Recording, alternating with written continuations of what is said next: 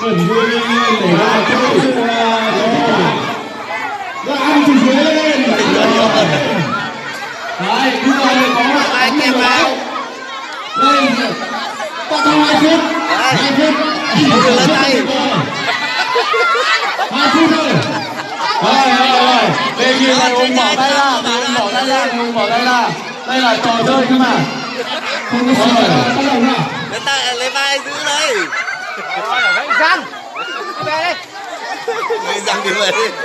Các bạn nhớ biết cách ăn rất là dễ, rất là dễ.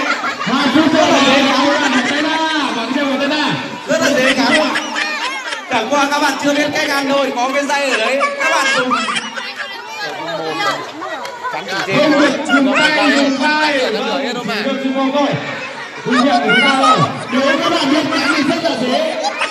Nhưng còn một phút nữa, mình sẽ khai nó một bờn.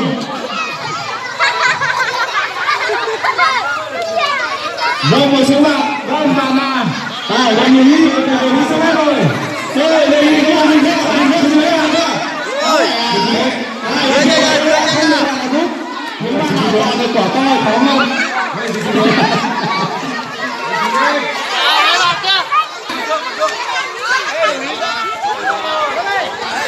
Còn chúng ta còn 30 giây thôi. Và nào đã ăn nhớ là chiến thắng. Rồi. Lên đi, các bạn bỏ tay ra. Không được cầm một quả khi các bạn thắng. Rồi, thầy giáo cho các bạn 2 phút nữa. Rồi, vào. Bắt đầu bỏ tay ra, Phạm Huy nhé.